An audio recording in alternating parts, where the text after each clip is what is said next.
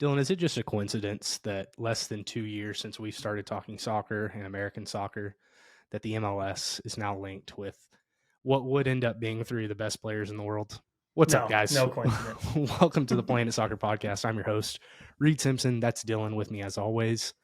Today is an emergency episode via us seeing links to Neymar and Mbappe moving to the MLS this afternoon. I can't speak for myself. I wasn't on Twitter very much, but I think Dylan's been very much active today on these topics. And it comes off the back of Messi obviously doing really well in America. So let's go ahead and get into it. Dylan, I'm going to let you lead us on this one.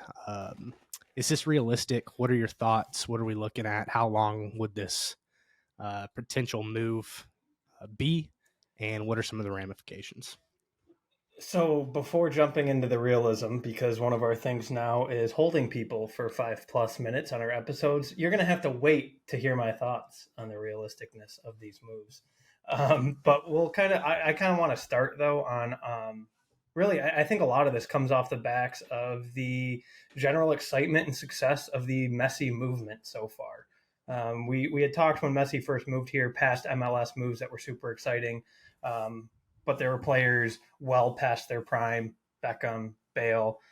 People were arguing Messi maybe well past his prime, Yeah. but it's pretty clear after 7 goals in 5 games. Granted, they're not MLS games; they're Leagues League Cup, Cup. whatever the League, heck it's called. yeah. This new tournament we invited for Messi to have a final where he plays a Mexican side. He has 7 goals in 5 games with an assist as well. I think a lot of these rumors are based around that success. We've seen a lot of rumblings about sellouts and ticket prices skyrocketing and MLS on Apple TV Plus, whatever the heck those streaming services are called these days, also skyrocketing since the move. So I think a lot of this is possibly a publicity stunt to gain more traction based off of the backs of Messi's success. But I do think there's some more long-term validity, maybe not necessarily this year. But we have seen Messi come in. We've seen him bring Busquets. We've seen him bring Jordi Alba. We've seen, oh gosh, what's his name? The guy who bites people. Luis Suarez. Thank you. Strongly rumored, but likely not moving till January.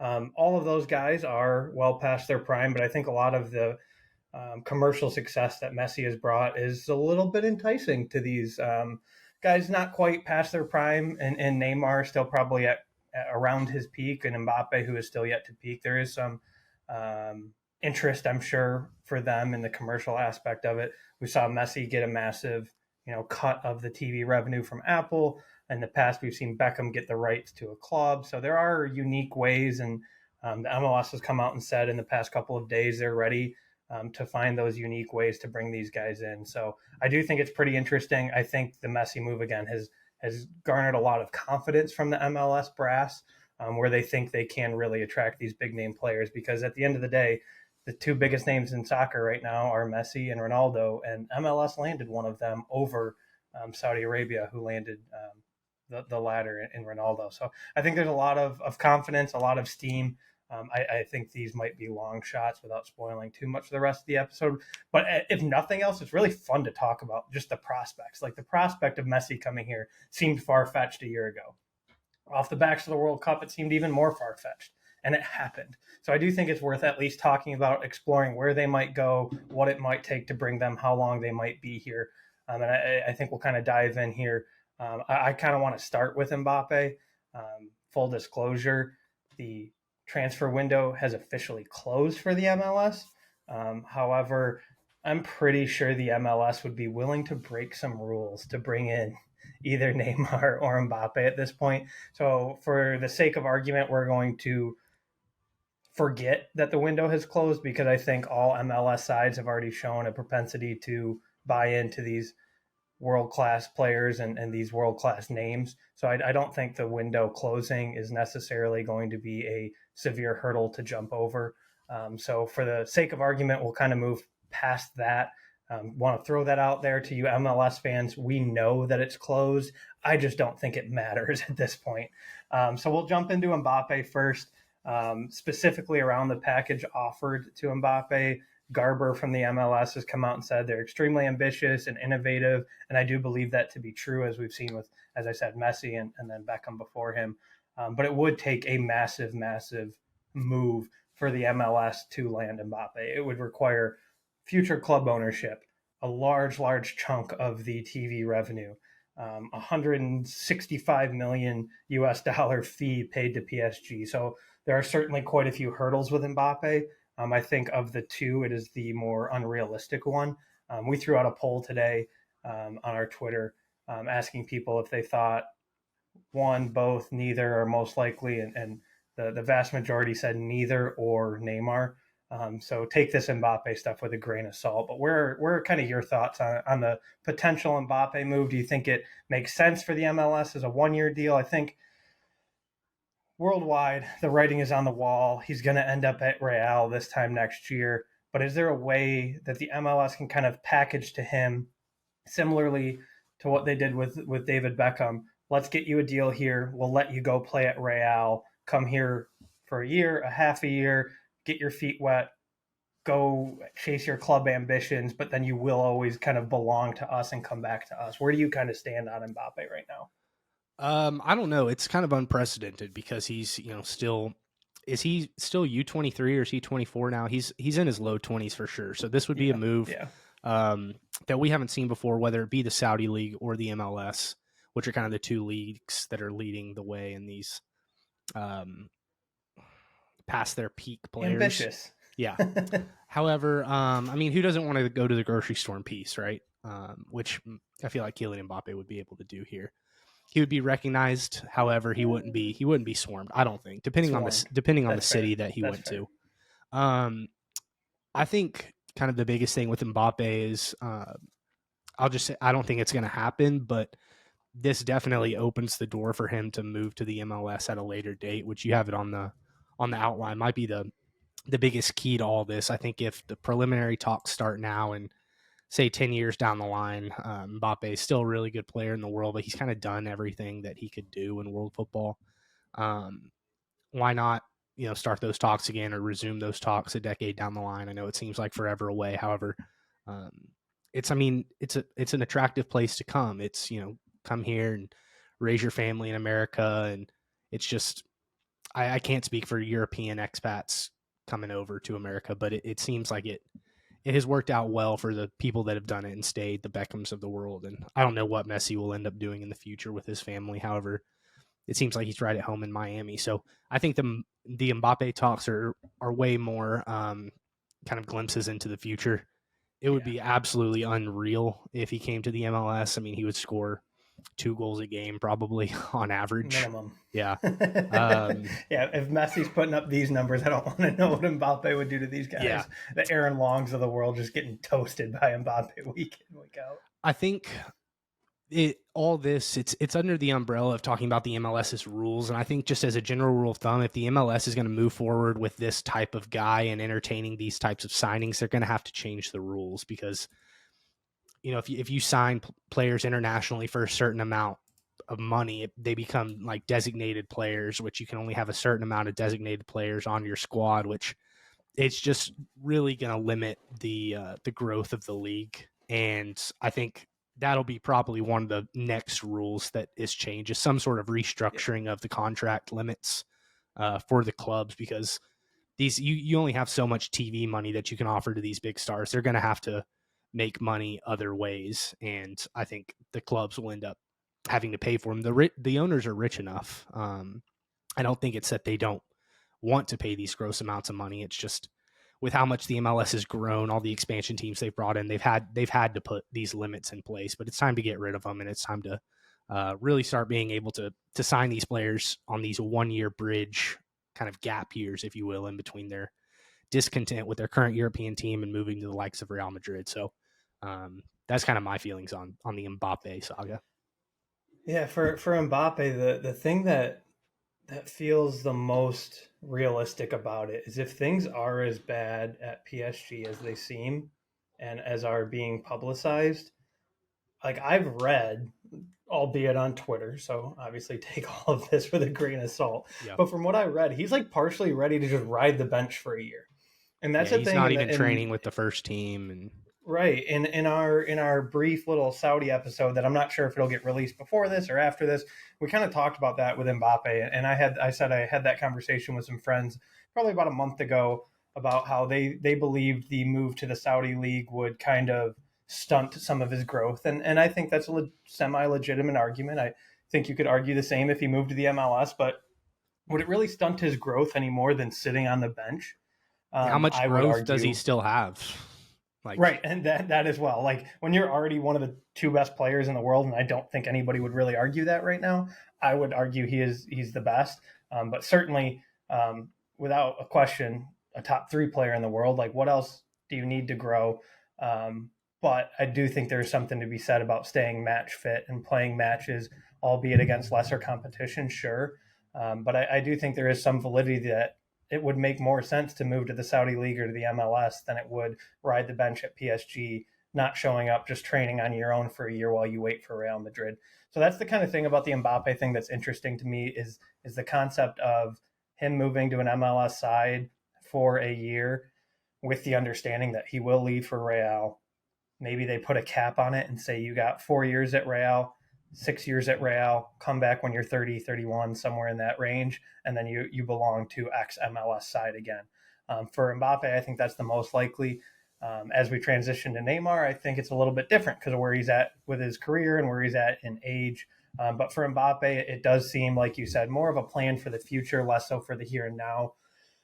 At this point, I'd still be surprised if he made a 1 year move to the MLS, but I'm not ready to completely rule it out because, like I said, this time last year, I would have completely ruled out a Messi move to the MLS. So I do think it's at least fun to talk about and at least cool in the fact that the whole world right now is somewhat talking about the MLS. yeah, Like the whole footballing world is the MLS has kind of put people on notice, not quite to the level the Saudi League has at this point, but they're starting to put the world of football on notice, signing the they're likes of doing it more Messi and organically. Also, I think yeah, it's yeah, and being rumored for the likes of Mbappe and Neymar. So even if nothing comes of this, the fact that it sounds like Neymar is more seriously considering a move, but the fact that even a guy like Neymar is seriously considering a move to the MLS on the backs of Messi moving is quite substantial, I think, for the growth of the game here in the United States. That's something,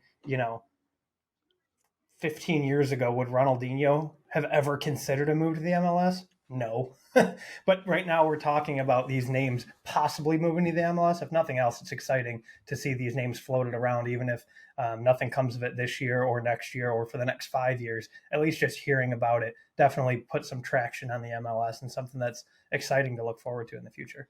yeah, and I think it wouldn't even be a full year move because the MLS, you have to remember, is halfway through their season. Right. I couldn't imagine him being asked to stay the full year next year as well. He would, leave to Real Madrid in the summer. So it could be like a half year loan and then he goes back to PSG or becomes a free agent or whatever and just trains on his own. But he could come to an MLS team that's in a playoff push. I mean, it's the MLS playoffs, but that level of intensity is probably matched throughout the world when it comes to knockout games in soccer, just like in any sport. So I definitely think that it's something it might be simpler than it sounds. Honestly, if he's that discontent with PSG and it's just kind of a half year deal, he would probably stay healthy.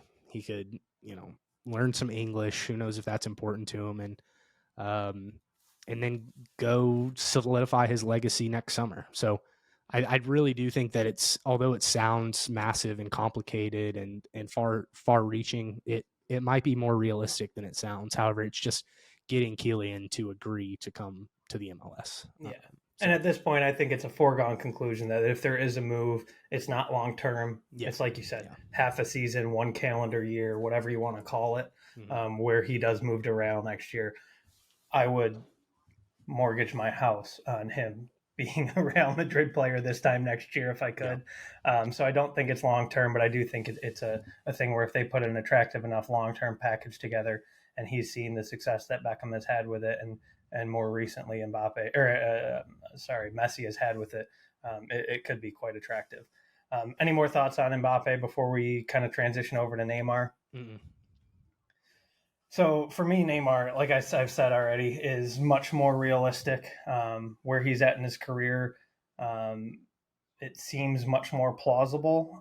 He's not quite on the back end of his career like the Messis of the world, but he hasn't garnered as much interest from European powers as I think many people would have expected him to. In the last couple of days, we've seen a ton of rumors surrounding Chelsea. I don't know if I would want to go to Chelsea over the MLS. Right, that's not true. I would probably pick Chelsea, but Chelsea is such a dumpster fire. It wouldn't completely surprise me if somebody would pass on Chelsea at this point. And then at that point, I could see why the MLS would be attractive. The name, the club that has been floated around most, and we'll kind of our last segment or segment and a half will be where we think they should end up. So without spoiling too much of that, strongest rumors for Neymar have been to one of the New York clubs. I think for obvious reasons, NYCFC does make the most sense because they are owned by Citigroup. Citigroup, obviously, we know has all of the means in the world to make any transfer they really want to make happen. Could you see that with a loan to Manchester City or a temporary sale to Manchester City, again, like Mbappe, with the long-term expectation that he returns to the MLS? I think that's incredibly possible. But it does seem much more realistic for a player of his career arc where the MLS would be a possibility for him. And I think the MLS having Messi in Miami, they've kind of seen what that impact has in that demographic. And I think getting Neymar or Mbappe into a large market like New York or like LA or Dallas, Houston, Atlanta, those larger markets, I think would be extremely attractive for the MLS. So I definitely think Neymar is much more the realistic option at this point for the MLS. I think they could put a very similar package together for him as they did Messi. Obviously, there are the hurdles that we talked about with the current team structures in the MLS, but it does seem like Neymar makes a lot more sense for a move to the MLS at this point. Yeah, for a player like Neymar, the limits that are put on MLS salaries is kind of like financial fair play when it comes to Manchester City. It doesn't really matter. No, I think Neymar, if I could pick like the mold of a player to come to the MLS, it would be Neymar. He's on the back end of his career. He's accomplished everything, but he's still a fantastic player, still probably a top. This might not even be doing him justice, but top 20 player in the world, definitely skills wise. He's accomplished everything he can accomplish in club football. His detractors really are his international career. He hasn't won a World Cup with Brazil. So hey, I don't come to the U.S. and get acclimated on U.S. fields before the World Cup. Yep. No, but I think he fits the profile of somebody that really goes against that retirement home league, but at the same time, you can get him because there's not a whole lot of options for him in the ways of career or legacy building. Excuse me. He doesn't need another Champions League, or I think I've seen that a return to Barcelona is his preferred move, but I don't think that's going to happen with Barca's financial difficulties. I think he's a perfect fit for the MLS. I think he's kind of that Hollywood-esque South American. You know, if you've seen the Neymar documentary on Netflix, then you know. So good. Yeah, it's very, very good. But I think it's just he seems like he's at a perfect point in his career to do something different and to not have to force a move to another European club like Ronaldo was kind of trying to before he got the big Saudi move. And he's kind of similar to Messi in a lot of ways. Messi coming off the back of his World Cup win, he literally had nothing else to do. So I think it makes sense. And I think the U.S. and the U.S. soccer system, the MLS, would figure out a way to make it work for sure. So we kind of touched on this a little bit already, but what are, obviously the team building structure, the contract structure are some large hurdles, but what else do you kind of see getting in the way of, let's move on past Mbappe a little bit here, because I think we can both agree it's a little bit of a pipe dream at this point for the MLS. It would be super creative, more long-term than immediate future playing here for the next couple of years. So more specifically to Neymar, what do you kind of see outside of the contracts as being the biggest hurdles for a player like Neymar making the move to the MLS? What would be the the big sticking points in your mind, whether it be from a league perspective, a club perspective, or the player's perspective? I think with Neymar, it's the hurdles are the same thing as the what I mentioned as being the benefits of him coming over. I think for a guy that's played for Barcelona and PSG and is used to competing for Champions Leagues and knowing that he has a lot left in the tank, I think it might be hard to get over that mental hump of coming and playing in the MLS. I think having to convince him with similar packages that Beckham and that Messi have gotten, that would have to be in play. And I don't know if he would come over and play on turf field, or is it turf or base? What does New York City FC play on? They play at Yankee Stadium. They do play Yankee Stadium. Okay, Yeah, that would be pretty weird. yeah. Yeah, pretty weird. I almost see him more moving to one of the LA teams. But it's really just figuring out the fit and being able to convince him. And it's going to be it's going to be pretty much all off the field stuff when it comes to convincing Neymar, because you can't really bring up points of any on the field aspects of the game. And I think it would really benefit the U.S. tapping into more of the true South American market. They're very prevalent in Mexico, obviously, in the U.S. Lots of Argentina youngsters in the MLS. FC Dallas has one, Alan Velasco, who's fantastic. Switched shirts with Messi last night after the League Cup game. But I think that to bring a player over like Neymar would really open eyes of Brazilians to say, hey, you don't have to go over to Europe right away. Come into an American academy, learn some English, then go to the Premier League or something like that. So your question was biggest hurdles. I think the psychological hurdle of Neymar being able to put his European career either in the rear view or just on hold for now, and coming over and competing in America would probably be the biggest one. Because it's a guy Yeah, that's I think confident and that thinks he still has some left in the tank, which he certainly does. Yeah, absolutely. Outside of the psychological, because I think that is probably the number one hurdle. My two next biggest hurdles. I say tongue in cheek because of Messi, but it is kind of serious. I do think the turf thing is something to consider. I mean, there's 6 turf fields in the MLS right now. We very well documented the wear and tear that turf puts on soccer players. Is not great. So if you are trying to prolong your career and you are trying to win a World Cup with Brazil, those injury concerns of playing on turf fields is a realistic and very valid concern. The other biggest hurdle for me though is I'm a little bit worried as an MLS. I don't want to say an MLS fan because I don't subscribe. Full disclosure, I don't subscribe to the Apple Plus plan. I don't watch a lot of MLS matches. I You don't don't have have an a local MLS team. club. Yeah, I don't have an MLS club locally, so I am a little bit more removed from the MLS.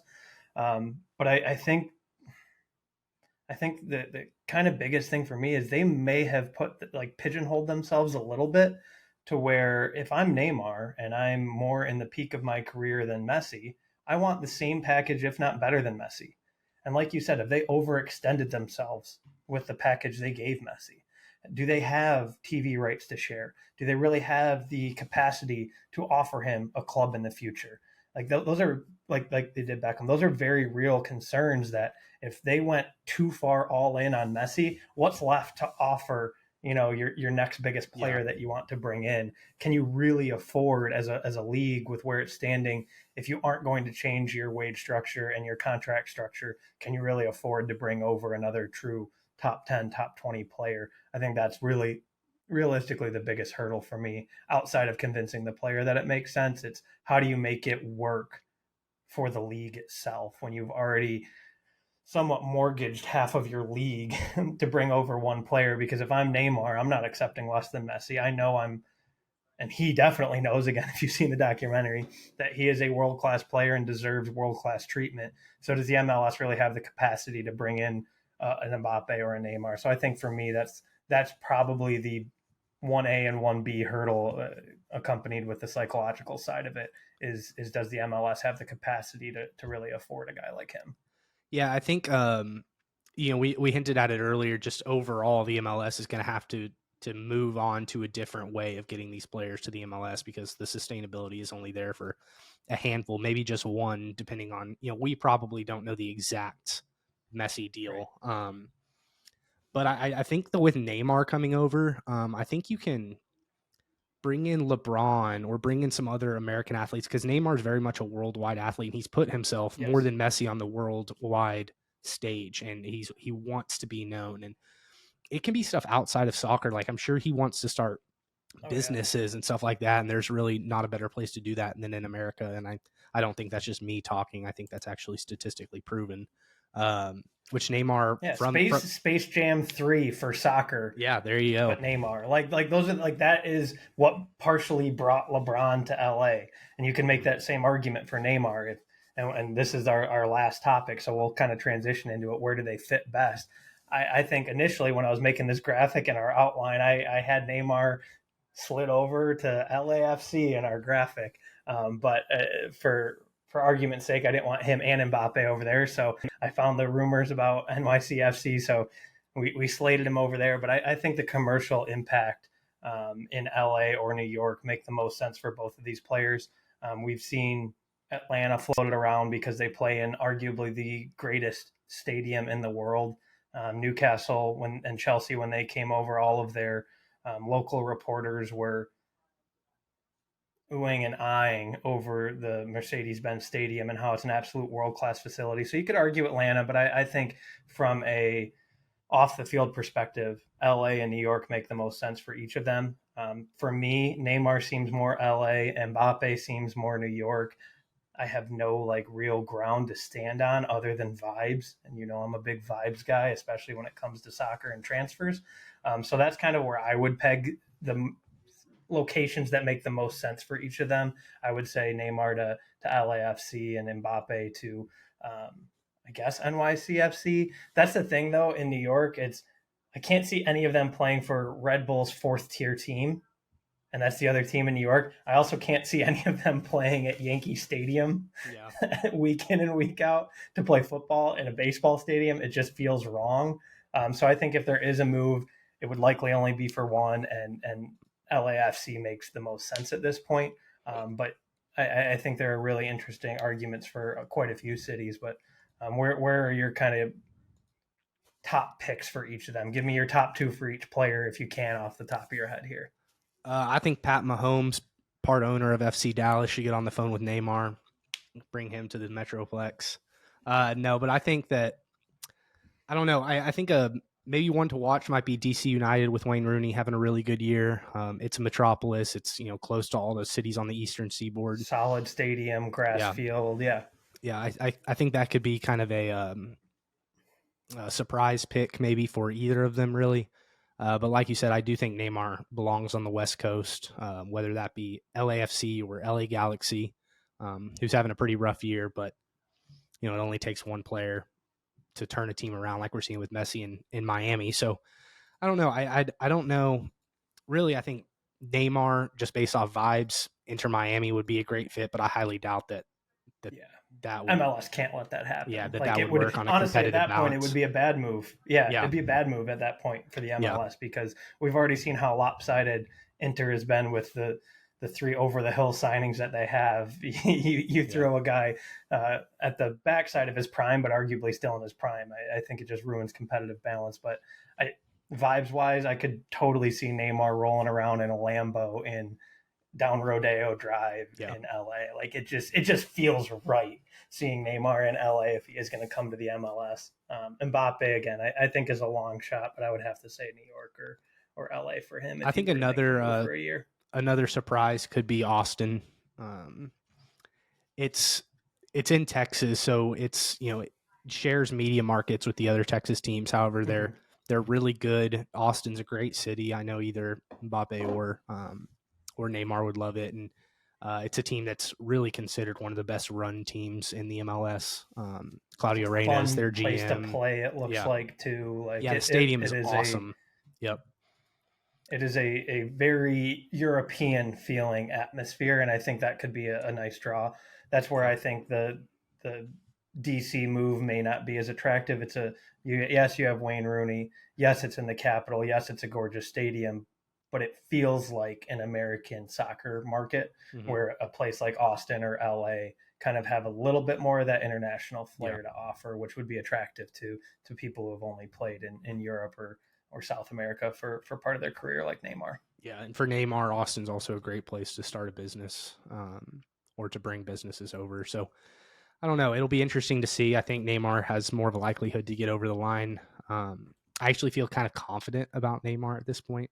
Mbappe, not so much. And it would be I 1 year with him probably coming back in due time. But even if it's not a 1 year and they just sign some sort of deal, kind of like Beckham did, where hey, you're going to come back at age 35 or 34, whatever, whenever they decide, and help build the MLS up. So I don't know. If nothing else, all of it's exciting. Yeah, soccer in the U.S. is blowing up. for sure. No thanks to us. Well, lots of thanks to All us, I would thanks to argue, us. because I mean, we started the podcast and now we got Messi and we're looking at Mbappe and Neymar. So yeah, you're welcome, American soccer. We're here for you and we'll keep pushing the agenda for sure. One more question for you, Dylan. If the MLS does land Neymar and Mbappe, does that make them more prestigious than the Saudi League? Oh yeah, I mean, without. What about just one of them?